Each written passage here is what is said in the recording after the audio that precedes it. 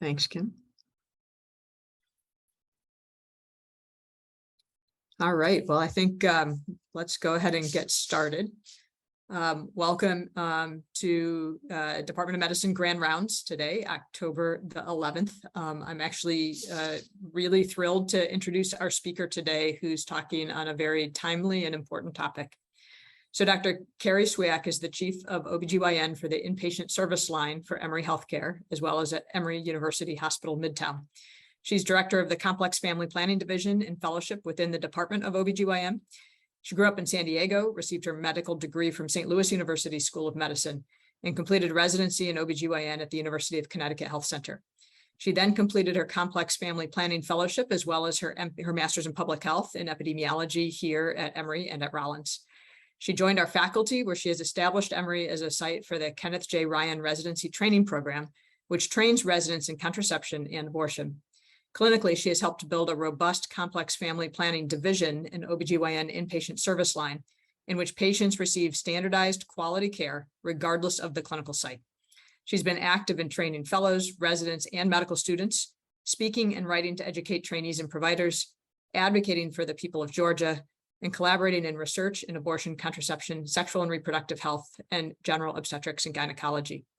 So I'm thrilled to welcome Dr. Cwiak here today to talk to us about, again, the current landscape, which are the changes to healthcare in response to HB481. So Carrie, take it away. Thank you so much. Thank you. Thank you, Dr. Armstrong, for inviting me. It's a pleasure to speak to you all today. I do agree this is an important topic and a big change in our healthcare landscape for ourselves, for our patients, for our families. Can you see my slides? There we go. Yeah, it's perfect.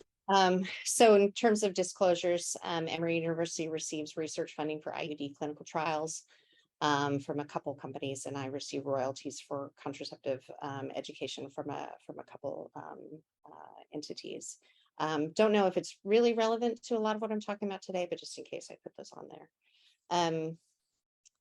For the objectives, I want to review the Georgia House Bill 481, and I'm going to get a little technical and get into some of the details about the legal language, but I want you all to have that background so that you understand why when we worked with our Office of General Counsel at Emory University, we made the decisions that we did and how to move forward in terms of being compliant with the law. I will review the impact to obstetric care, focusing on that first because it mainly involves obstetric care and abortion care, and then review guidance for non-obstetric care because that's especially relevant to you all. So you may wonder, well, what does this have to do with me? And luckily we have some national guidance to remind us that abortion care is safe and essential reproductive health care. This is a statement from the American Medical Association, and more than 75 other healthcare organizations signed on. They reiterated that keeping the patient-clinician's relationship safe and private is essential not only to quality individualized care, but also to the fabric of our communities and the integrity of our healthcare infrastructure. And I listed some of the organizations that you likely know right offhand: the American Board of Medical Specialties, American Board of Internal Medicine, of course, our own American Board of OBGYN, and American College of Obstetricians and Gynecologists, and again, joined by a number of other organizations. In addition, the Association of Bioethics Program Directors also put out a statement that affirms a commitment to reproductive healthcare services, similarly in accordance with core healthcare ethics principles. And so their statement really focused on the medical ethics principles that we all are fully aware of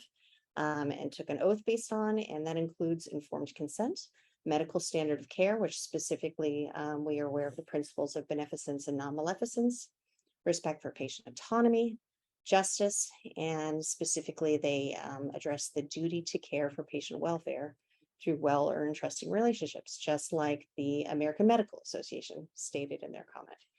So I do realize that this is a sensitive issue for some people, and that people have strongly held beliefs about abortion and abortion care.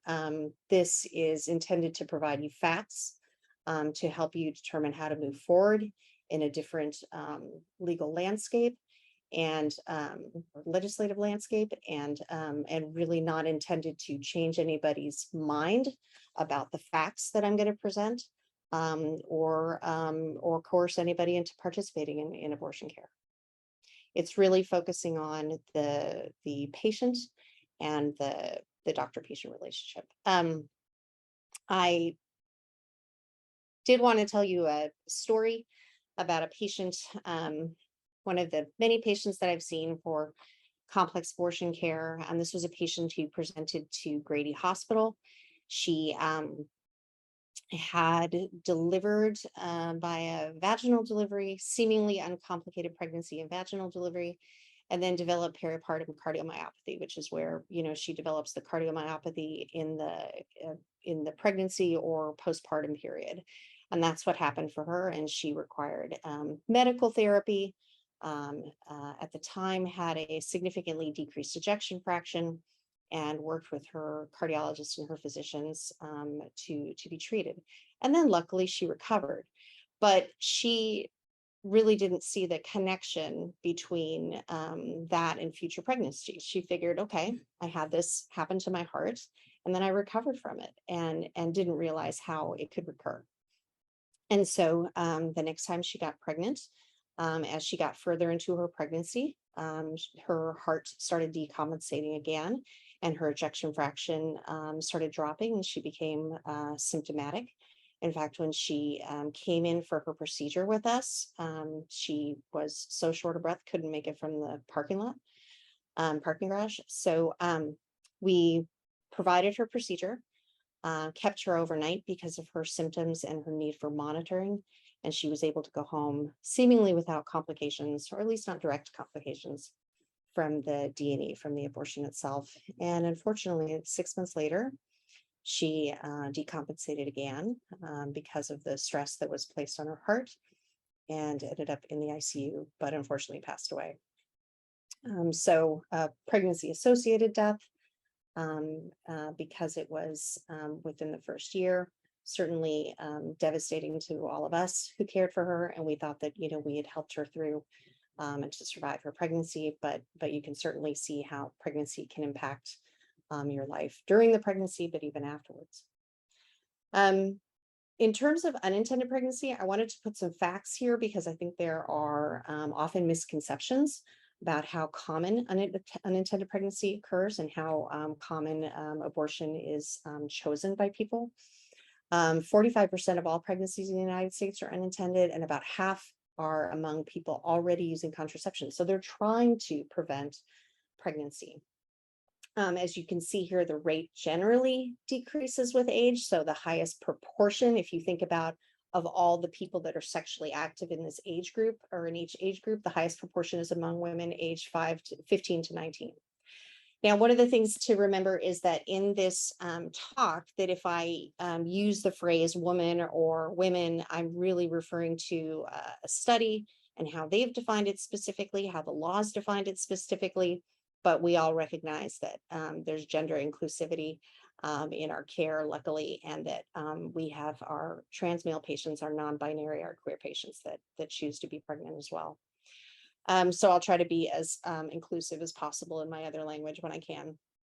Cohabitated women have a higher rate of unintended pregnancy, and also the rate generally decreases with educational attainment. Now, this doesn't mean that age and educational level and relationship status in and of themselves are a risk factor for unintended pregnancy, but they may reflect other disparities or restrictions to access. And out of all people with unintended pregnancy in the US, about 42% of people choose abortion. So it's about as common as early pregnancy loss. Early pregnancy loss happens in about 20% of pregnancies. So it's about the same in terms of how often abortion occurs. Some more disparities that we see in unintended pregnancy that are important to recognize is that rates are higher among women of color across all income levels. And specifically, let's look at the disparity that has not only remained, but has grown So we have seen unintended pregnancy rates fall overall. If I gave this lecture a few years ago, I would have talked about 50% unintended pregnancy rate in the United States. So luckily it's fallen because of the use of contraception, specifically long-acting contraception, but certainly not for people of lower income. And again, it's not that race in and of itself predisposes you to unintended pregnancy, or that low income does, but it certainly reflects the systemic bias we see in society, in healthcare access, within healthcare itself, unfortunately. Looking at maternal mortality, and specifically for Georgia, because that's what we're talking about today, it's the numbers are bleak. So certainly there are other situations, other conditions that you all care for among your patients where you see greater mortality, but it's surprising when people see how high mortality is for a condition that many people believe is healthy and without problems. And so this is data from 2015 to 2017, the last years that data was available through the Georgia Department of Public Health. And it shows that 25 pregnancy-related deaths per 100,000 live births were noted per year in that time. And unfortunately, this puts us at the second to the last in maternal mortality in the country. They estimated that 87% of those were preventable. And unfortunately, again, we see the disparities in maternal mortality, where 2.3 times the number of Black women are more likely to die from pregnancy-related causes than white non-Hispanic women. In terms of pregnancy-related causes, the leading causes are cardiovascular, cardiomyopathy, as I already mentioned, hemorrhage, infection, and cerebrovascular accidents. Sometimes that's related to preeclampsia and gestational hypertension, hypertensive disorders of pregnancy, but sometimes that's from underlying conditions already. And then when we're looking at pregnancy-associated deaths, those are they tend to be not necessarily directly related or not seemingly related to the pregnancy, or further out within the first year after delivery. And so you can see that that it's not only while pregnant, but there are significant risks to the person out to 1 year of postpartum. In fact, that's when we see the highest percentage.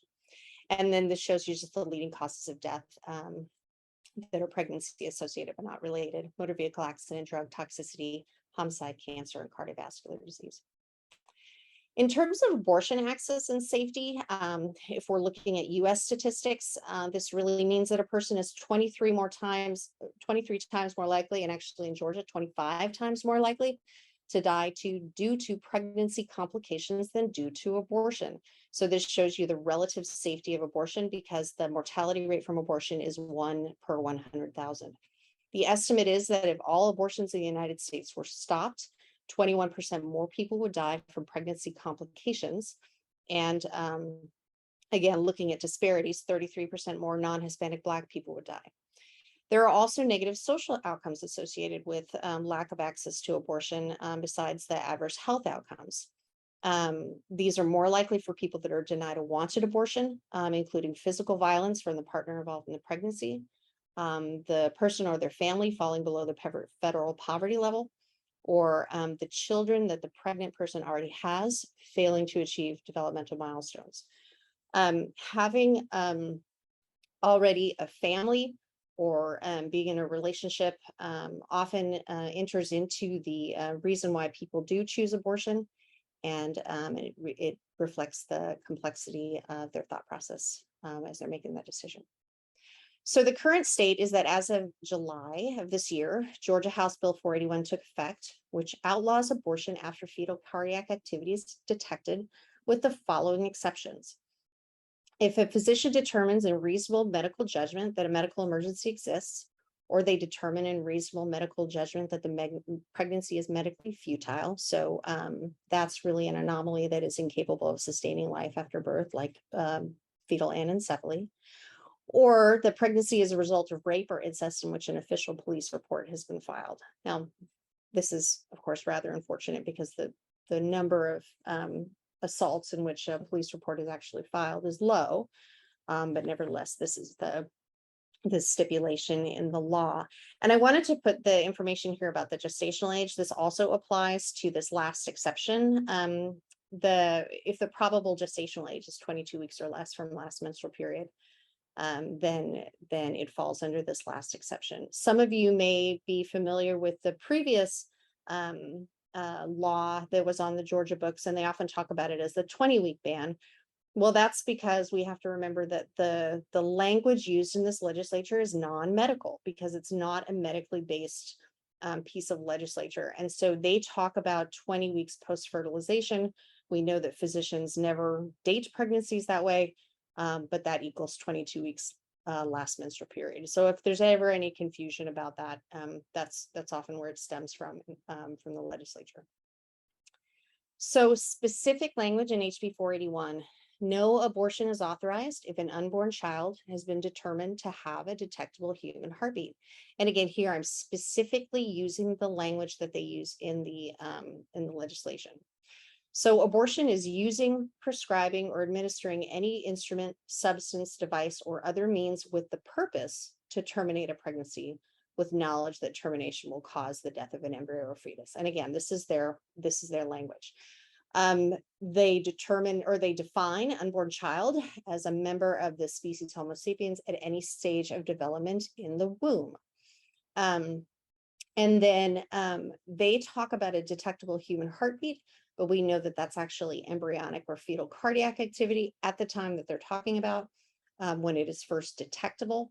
And really this is repetitive rhythmic contraction of the cardiac cells, developing heart within the gestational sac. And what happens is when you place an ultrasound and Doppler on there, then because of the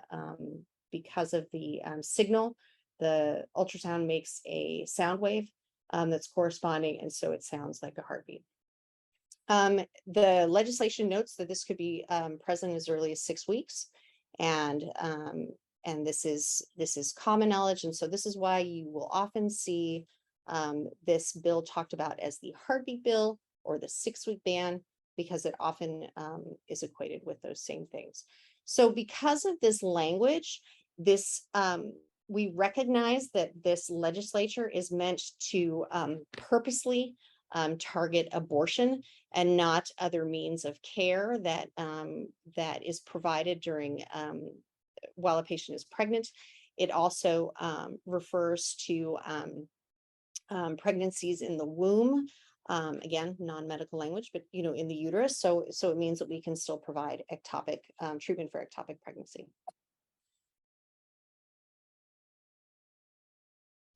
We also have some guidance from the federal law. So in EMTALA, you are likely familiar with, where our Medicare-funded hospitals are required to provide all patients appropriate emergency care, including screening, examination, stabilization, transfer if necessary, irrespective of any state laws or mandates that apply to specific procedures. And so specifically, it has been stated that EMTALA preempts state law if we were in a state that did prohibit abortion by law and did not make exceptions.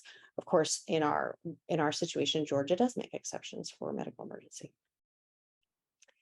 In terms of providing non-obstetric care, there is a portion in HB 481 that talks about affirmative defense, and that affirmative defense applies if a woman sought an abortion because she reasonably believed that it was the only way to prevent a medical emergency, or a licensed physician or other provider provides care to a pregnant woman which results in the accidental or unintentional injury or death of an embryo or fetus. And so really, affirmative defense, it means that it is that the risk of prosecution is not zero, but near zero, and really shows the intention of the law, that they are targeting abortion care and people who seek abortion care outside of medical emergency. In terms of the ultrasound, just to give you a little bit of detail about this as well, in case this comes up for you, per HB481, ultrasound is required before abortion. It's not necessarily required clinically before abortion, but per the bill. But the standard practice of ultrasound is not dictated by the bill. And so what we do is we use standard practice to direct whether we do transabdominal or transvaginal ultrasound. If we can avoid a non-invasive ultrasound and not do transvaginal, then we would prefer to do that. It requires the surgeon tell the patient of the presence or absence of fetal cardiac activity, but there's no reporting requirement of non-abortion providers. So we believe that the ultrasound practice of other providers besides abortion providers is unchanged, and really you can remain to follow standard practice where the ultrasound is done to determine estimated gestational age and the presence or absence of pregnancy landmarks. And I'll talk a little bit more about why that's important when we think about documentation. The other laws prior to HB 481 included the Women's Right to Know Act, where an informed consent via state mandated script is required by phone or in person at least 24 hours prior to abortion. That parents of minors need notification via the state mandated script at least 24 hours prior to abortion. And that in Georgia is for people under 18 years of age. And this is different than, notification is different than consent. So they don't have to provide informed consent if the minor can do so themselves, but they do need to be notified.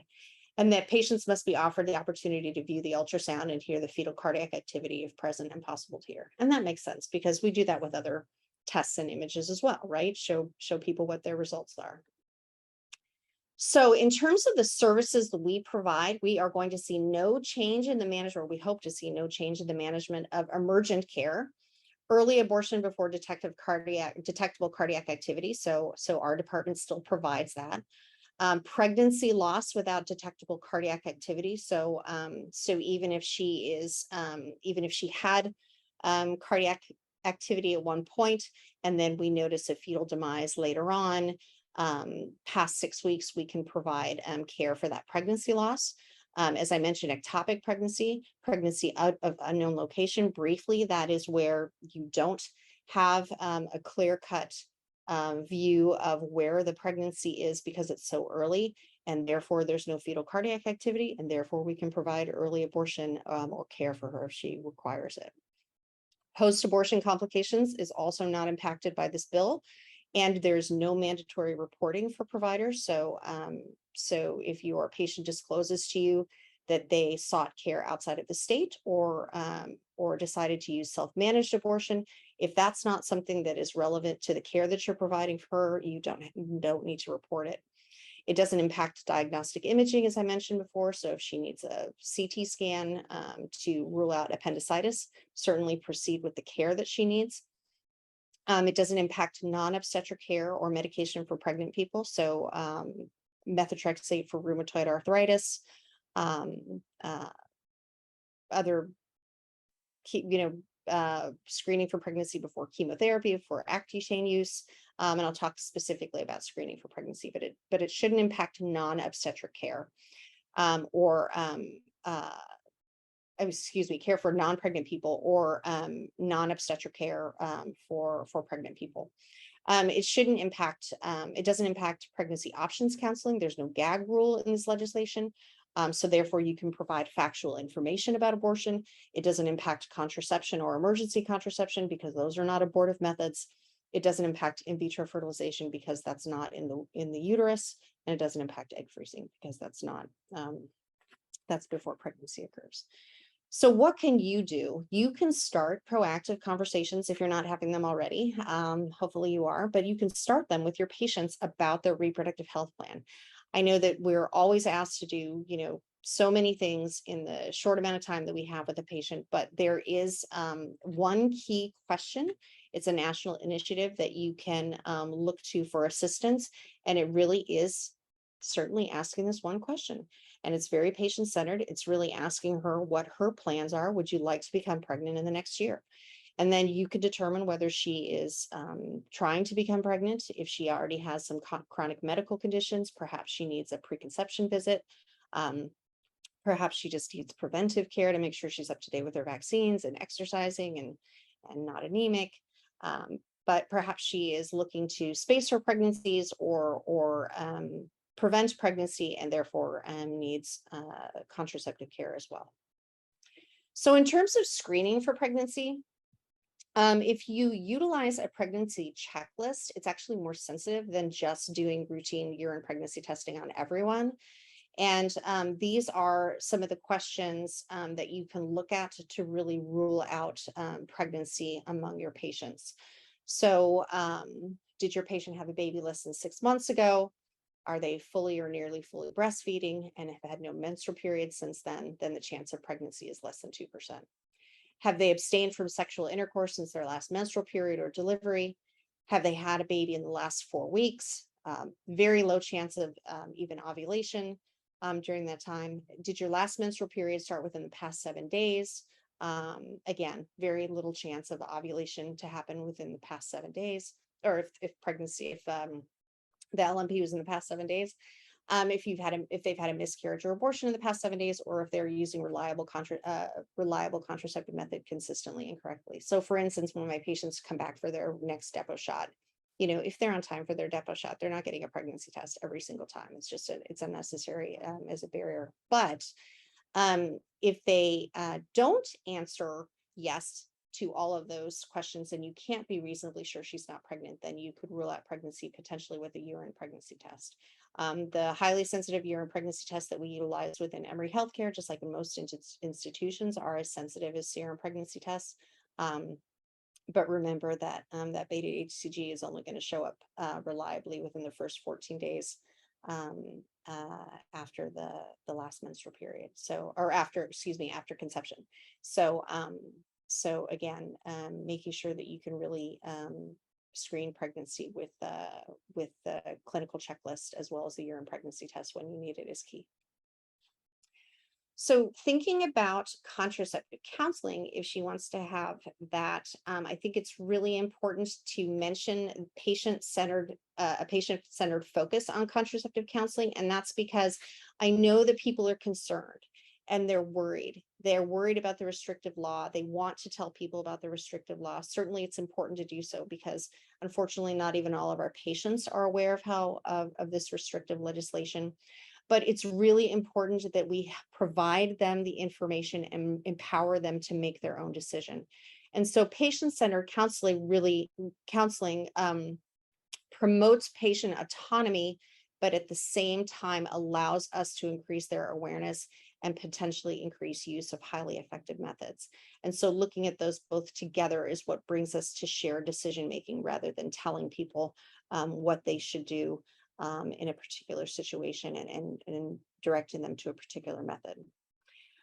This is a handy contraceptive counseling tool. This comes from bedsider.org. We frequently use Bedsider with our patients because it provides factual information about all methods and importantly, talks about all of the methods. So it doesn't push them to one or the other. This particular counseling tool does categorize them in terms of effectiveness, but I also like it because it has the pictorial aids instead of looking at numbers, and that in studies tends to resonate more with patients when they have pictorial aids. And so it's nice when you can show this to your patients and see that they can see all the methods that are available rather than just the methods that you choose to talk about with them. Contraceptive safety, just going to cover it in one slide for interest of time, but in general, it's safer than unintended pregnancy. Progestin only and non-hormonal methods are safe for most patients because they either aren't presenting cardiovascular complications if they're a progestin, or if they're a locally acting method like IUDs, very low chance of complications. And then obviously there's tubal and vas surgery for surgical candidates. When we use estrogen containing methods for our patients, again, complications are still safer than the cardiovascular complications that we see during pregnancy, but we want to make sure that we use them with caution in patients with conditions that already increase the risk for complications. And this information comes from the CDC United States medical eligibility criteria. and it is available for you as an app on your smartphone. Just go to the App Store and search for CDC. And this shows you how you can utilize it. If you wanted to look up a particular condition, you can see that in this instance, headaches or migraines without aura. There's no contraindication to any hormonal contraception. And so it's a very handy tool that you can use. It's also connected to, on the same app, connected to the selective practice recommendations. And that is where I got the pregnancy checklist that I showed you earlier. So a really handy tool. So in terms of when you have a patient who is not trying to get pregnant, who has decided not to use contraception perhaps, or has used it and it failed, and now you are documenting pregnancy, or what the information you can provide about the pregnancy is. Where do we go from here? So we recommend that you continue to document objective information. Did you do a pregnancy test? Was it positive? Was it negative? Just simply document that. If she has a last menstrual period that she can state, and that you can provide a reasonable estimated gestational age based on that, you should note that as objective factual information in your note. If you have an ultrasound result that you have access to, or that she shows you the results, or that you can review with her, by all means, document the gestational age and the presence or the absence of fetal cardiac activity. Those are factual pieces of information, and you can document if exceptions apply. You do not need to document her plans for the pregnancy if it's not clinically relevant. So if she is determining whether or not she's going to pursue abortion care, and you don't know if she's truly 6 weeks, if she's truly before fetal cardiac activity, if she's going to have a chance to access that care beforehand, if she's going to have to go out of state. Really, the point is that you gave her the important documentation about her pregnancy, and she can make her decision as she needs to. In terms of counseling, we recommend non-directive information. So again, providing pregnancy testing early so that patients do have the knowledge. One of the common reasons for abortion after unintended pregnancy, one of the common reasons for second trimester abortion after unintended pregnancy is that patients didn't even recognize that they were pregnant. So doing early pregnancy testing is important. Offering an ultrasound to establish estimated gestational age, because again, it provides factual information that she has that can empower her to make the decision that she needs to based on how far along she is. Options counseling, because she still has those options of whether she wants to continue the pregnancy. And of course, if she wants to do so and parent or adopt, then you can refer her for early prenatal care. Again, we suggest doing that as early as possible, especially because that also provides more options for screening for genetic disorders. And then if she is interested in abortion care, then you can refer her in or out of state, depending on the presence or absence of cardiac activity, or if you don't know that, what her estimated gestational age is.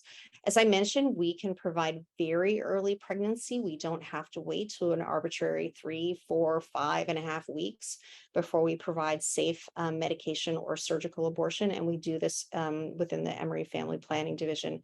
And we will work with you to get your patients in as soon as possible when they need to be seen. The national websites are very helpful.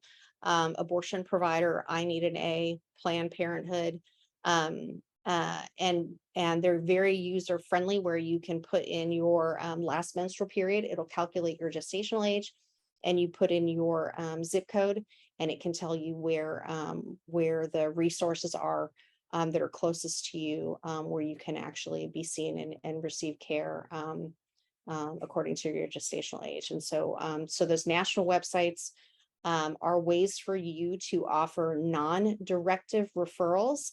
That would certainly be safer than saying to a patient, for instance, oh, go ahead and see Dr. X. You're going to have to go to Virginia to get your care because you can't in Georgia.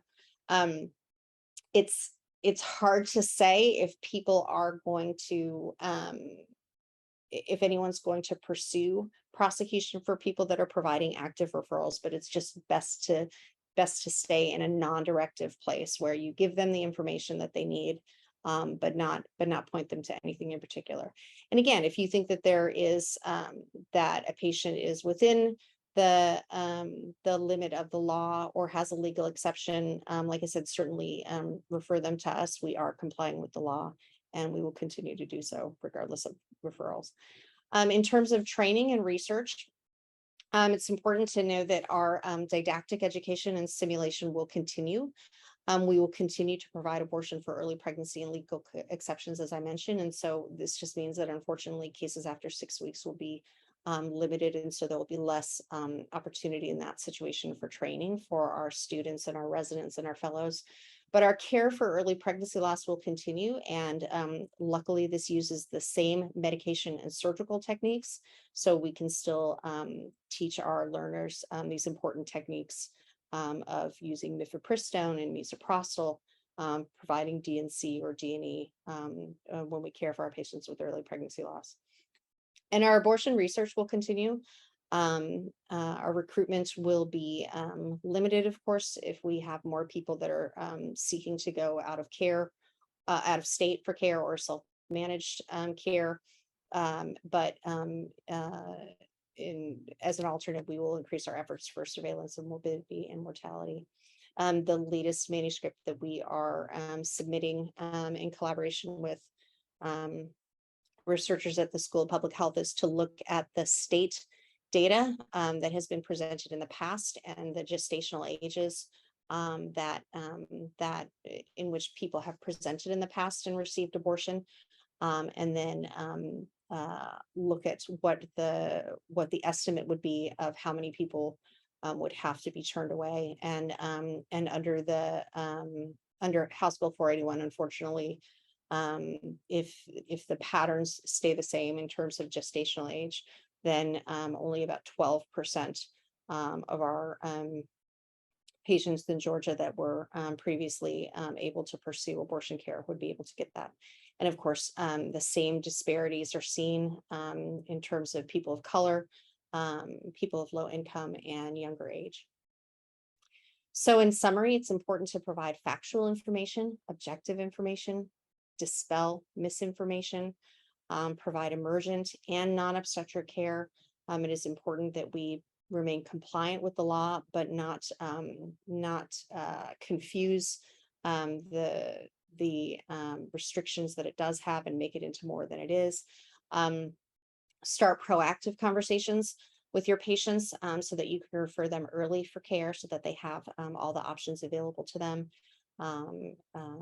including the contraception, preconception visits, or again, if they're pregnant, providing that options counseling and early care that they need.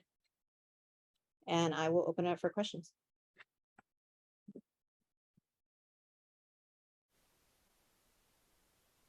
Fantastic. Thank you so much. I think that gives really a much clearer roadmap of what we can all do as internists, and it actually clarified for me quite a bit many things about this. And so thanks. And I think that take-home message about starting the conversations about the reproductive health plan are absolutely key. Let me encourage people to put questions in the chat, or feel free to raise your hand and I can call on you. I think I have a number of things that I can ask.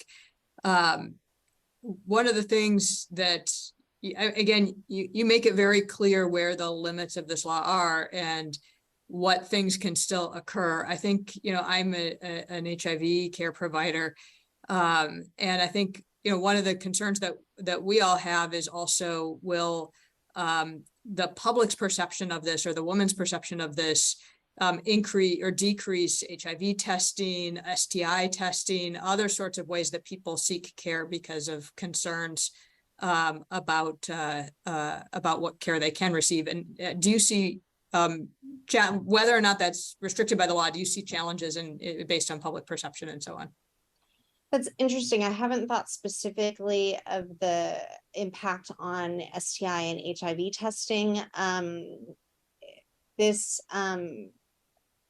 So I think it's important not to confuse this legislation with legislation in other states, or what's happening in other states, whether that's purposeful by their legislation or by accident or by people misunderstanding the legislation. And there's so much going on, and so many different states that are proposing and passing these restrictive bills, that it is hard to keep track. But it's important to recognize that this bill is focused on abortion care. It doesn't have the intention to go after people who are having a miscarriage, but I can see where the misinformation would lie. I think the biggest thing that I'm seeing so far is the people who aren't even aware of it. And then people who are making their own decisions about choosing a particular contraceptive method, maybe a more effective contraceptive method because they feel like they don't have, or tubal surgery because they feel like they don't have the options, the same options for healthcare.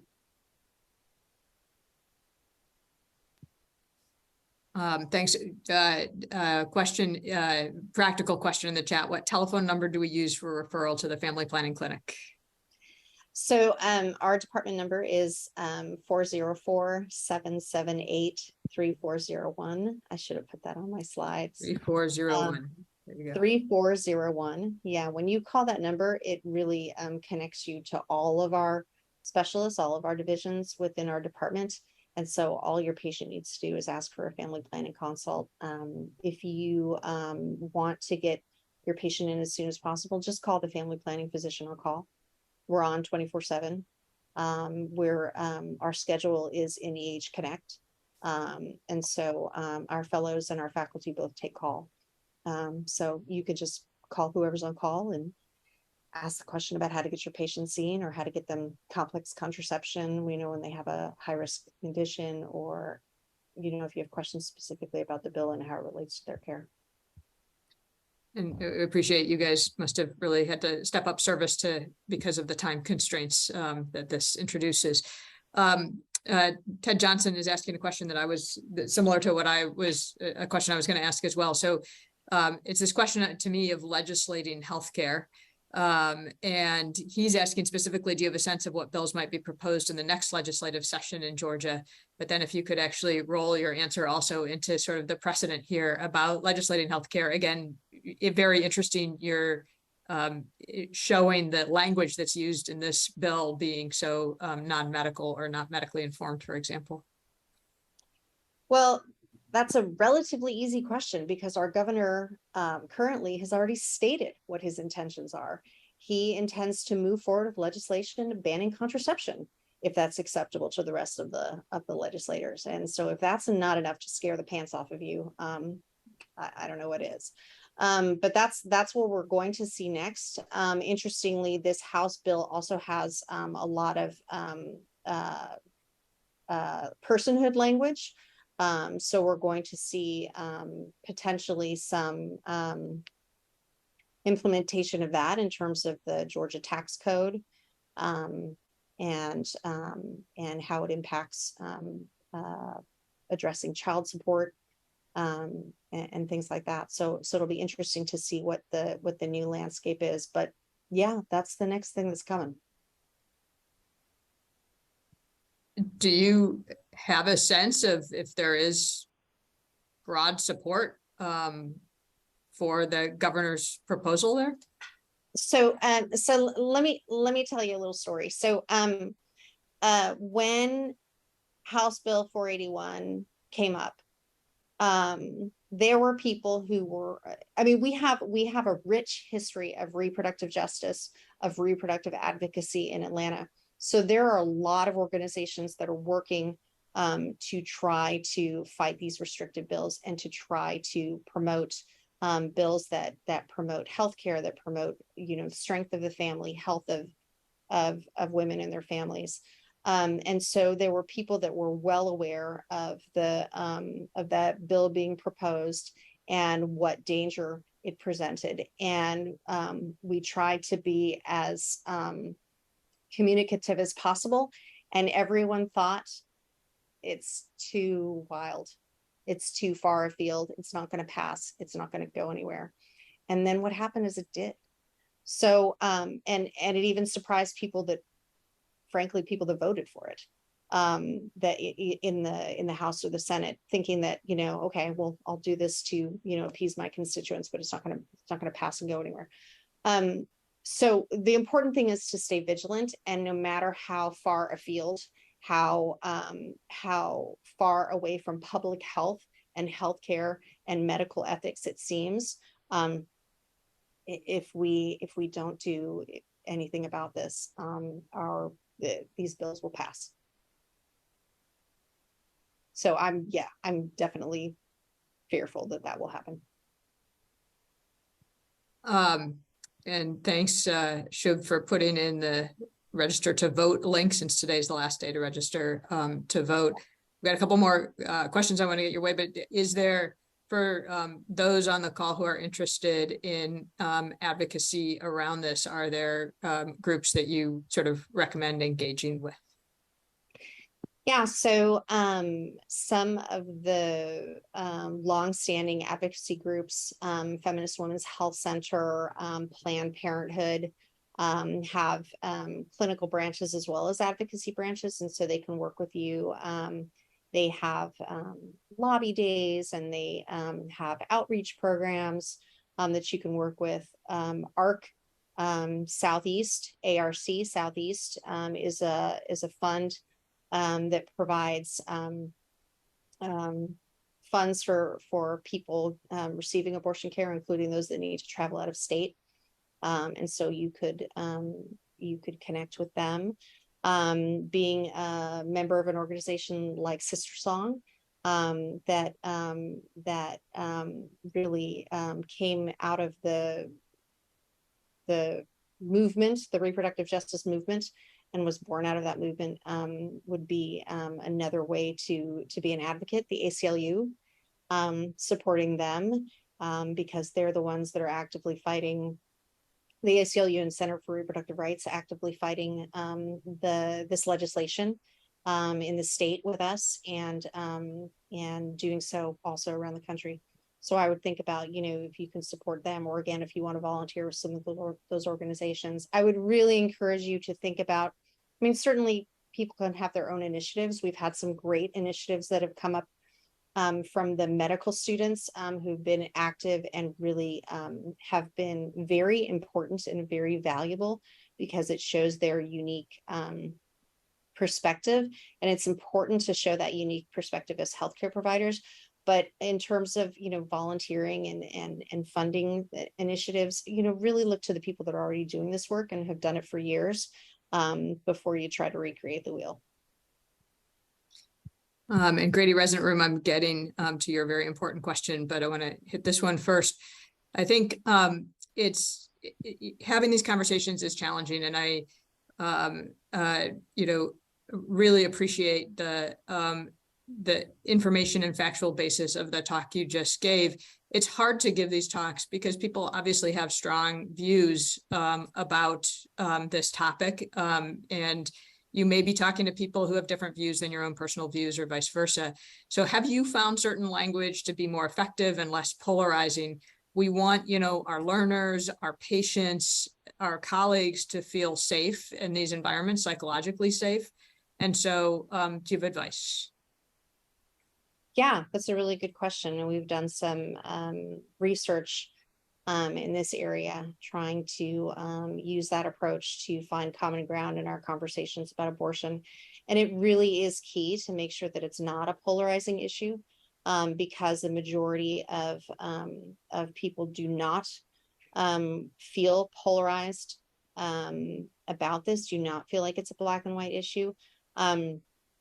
In fact, people who have been, who have thought a particular way about abortion in the past and then meet someone, one of their friends, one of their family members that has had an abortion, has had the opportunity to talk to them, find that their views shift somewhat.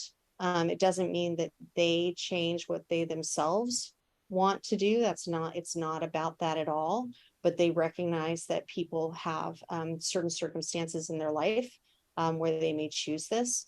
And so to have the opportunity to access healthcare when you need it, especially in the situation where it's often life-saving healthcare, is really key. I think when we're talking to other medical providers, the thing that's been helpful for me in the past is really, mainstreaming the language, talking about medical ethics, talking about informed consent, talking about healthcare, talking about benefits versus risks, and approaching it like we do other areas of healthcare, even if it might be fraught with emotion. And there are other areas of healthcare that are fraught with emotion too. So I think that, trying to find some common ground and using language that's familiar to people, having that more of a personal touch and providing, some stories about how this really impacts patients' lives, it can be helpful. No, thank you for that. Question from Grady. Do you see any role for internists prescribing medical abortions, especially given the increased time constraints with this new legislation? Yeah, I think it's a really good question. I think it's definitely time to think outside of the box. There are restrictions to medication abortion, certainly the ones I proposed in this legislation here and the Women's Right to Know Act. That counts for medication abortion as well as surgical abortion.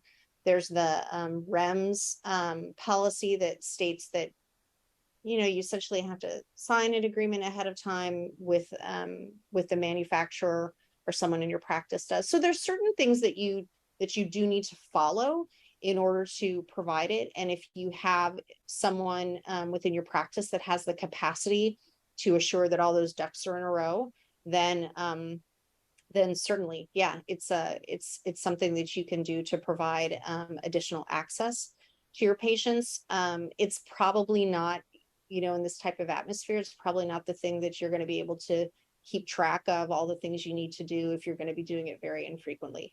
But again, maybe someone particularly in your practice that you would tend to refer those patients to, that might be something feasible. And I missed the question a bit back from our chair. So let me backtrack to that. It seems like determining the risk to the mother can be a challenge. He's thinking about the adult congenital heart disease patients where there's an increased risk to the mother, but it's not 100% chance of a poor outcome. So do you see something like that becoming a major legal issue? Certainly. For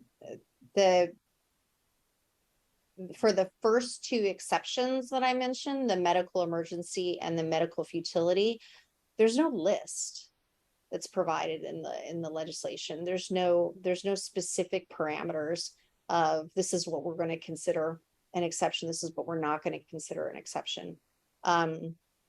And so when you have the legislation that's a bit vague, and you have the risk of criminal prosecution, then obviously that's going to lead to some hesitancy in people acting before they know that they can move forward.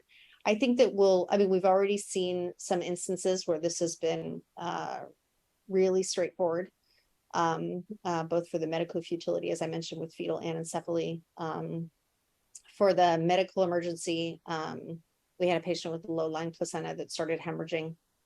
That was pretty straightforward. But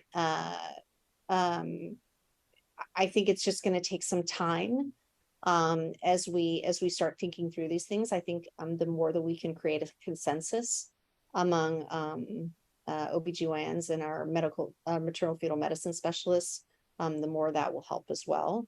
But you're right, not all emergencies are emergencies right in front of you. It could be that you're trying to prevent an emergency down the road. Yeah, so it's clearly going to be complex. Well, I think we are at the top of the hour. I want to thank you so much for this really great discussion and for allowing time also for all of these questions, which are all challenging. So, Dr. Cwiak, thanks so much. You're welcome. Thank you for having me.